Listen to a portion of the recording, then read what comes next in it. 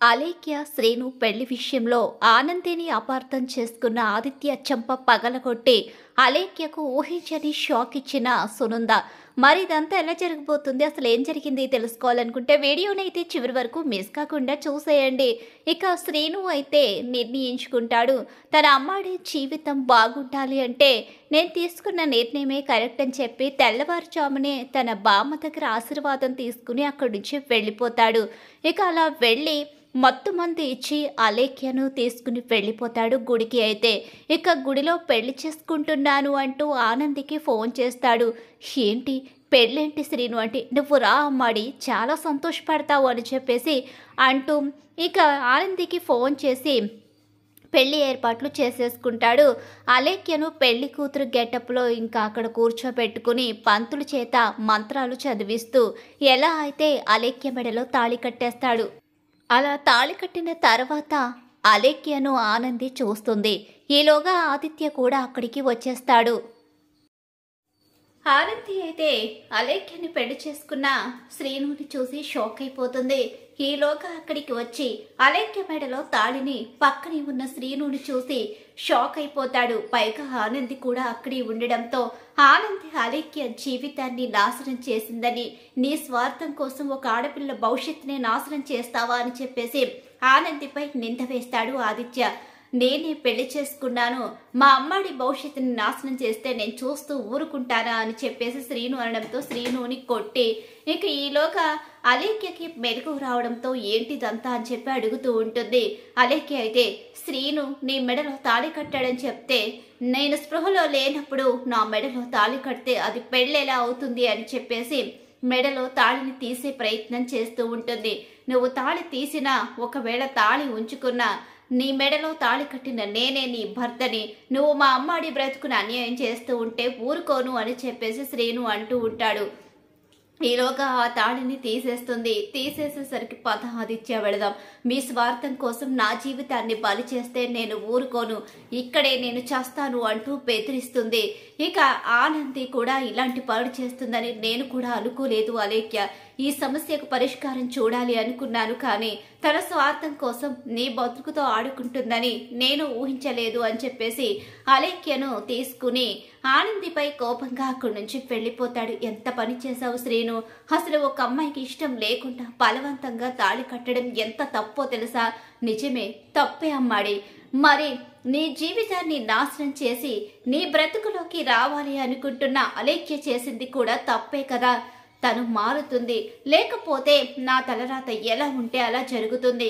అంతేకాని నువ్వు ఈ పని చేసి ఇప్పుడు ఆయన దృష్టిలో నన్ను చెడ్డదాన్ని చేశావు అని చెప్పేసి అంటూ బాధపడుతూ వెళ్ళిపోతుంది. ఇప్పుడు ఈయన అక్కడికి వెళ్ళి ఏం చెప్తారు, ఇప్పుడు ఇంట్లో అత్తయ్య వీళ్ళందరూ ఎలా అపార్థం చేసుకుంటారో నన్ను అని చెప్పేసి భయపడుతూ ఉంటుంది, బాధపడుతూ ఉంటుంది. ఎంత పని చేశాడు శ్రీను, అసలు ఎందుకు తొందరపడ్డాడు శ్రీను అని చెప్పేసి అనుకుంటూ ఇంటికైతే వెళుతుంది, తన అత్తవారింటికి.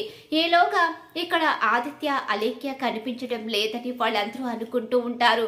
ఆదిత్య ఇంటికి తిరిగి రావడంతో ఇక ఆదిత్య అలేఖ్యను పెళ్లి చేసుకున్నాడు అని చెప్పేసి జీవన్ అనేసరికి ఒక్కసారి అందరూ షాక్ అయిపోతారు. ఏంటి ఆదిత్య, జీవన ఏమంటుంది ఇక్కడ పెళ్లి గెటప్లో, అసలు అలేఖ్య ఎందుకుంది, అలేఖ్యను పెళ్లి చేసుకున్నావా అని చెప్పి అంటూ ఉండగానే, లేదు అలేఖ్యను నేను పెళ్లి చేసుకోలేదు అని చెప్పేసి ఇక చెప్తూ ఉంటాడు. ఈలోగా చైతన్య ఏంటని ఇదంతా, అసలు ఏం చేస్తావో నీకు అర్థమవుతుందా, మరి తను పెళ్లి గెటప్లో ఎందుకుంది, నువ్వు తన పక్కన ఎందుకున్నావు అని చెప్పేసి నిలదీస్తాడు చైతన్య కూడా. నేను పెళ్లి చేసుకోలేదు, శ్రీను తన మెడలో బలవంతంగా తాళి కట్టేశాడు అని చెప్పి అంటూ ఉండగానే ఒకసారి అందరూ షాక్ అయిపోతారు. సునంద మాత్రం అలా చూస్తూ ఉండిపోతుంది. ఈలోగా ఆనంది ఇంటికి వస్తుంది. అమ్మా ఆనంది వచ్చావా అని చెప్పేసి అంటూ ఉండగానే, నువ్వు నా ఇంటికి ఎందుకు వచ్చావు, నువ్వు ఇంతటి స్వార్థపర్రాలు అని నేను అస్సలు అనుకోలేదు, నువ్వింత స్వార్థంగా ఆలోచించి ఒక ఆడపిల్ల భవిష్యత్తుని నాశనం చేస్తావని అనుకోలేదు. నన్ను అపార్థం చేసుకున్నదే కాకుండా అలేఖ్య జీవితాన్ని నాశనం చేసావు, తనకిష్టం లేకుండా శ్రీను చేత దగ్గరుండి బలవంతంగా తాళి కట్టించావు. అసలు నిన్ను చూస్తుంటేనే ఇప్పుడు నాకు అసహ్యం కలుగుతుంది అని చెప్పేసి ఆదిత్య ఆనందిని అసహించుకుంటాడు. నేను చెప్పేది ఒక్కసారి వినండి అని చెప్పేసి అన్నా సరే అస్సలు వినిపించుకోడు ఆదిత్య. ఏంటమ్మా ఆనంది, వీడేమంటున్నాడు అని చెప్పి తన మావయ్య అడుగుతూ ఉంటాడు.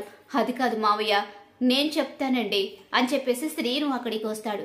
ఏంటి శ్రీను, నువ్వు అలేఖ్య మెడలో తాళి కట్టడమేంటి అని చెప్పి అంటూ ఉండగానే, నేను అలేఖ్య మెడలో తాళి కట్టాను, ఇక నుంచి అలేఖ్య నా భార్య, కానీ ఇందులో అమ్మాడికి ఎలాంటి సంబంధం లేదు అని చెప్పేసి అంటూ ఉంటాడు శ్రీను. అయితే మరి తను అక్కడ ఉందని, తనే మీ ఇద్దరికి దగ్గరుండి పెళ్లి చేసిందని ఆదిత్య చెప్తున్నాడు.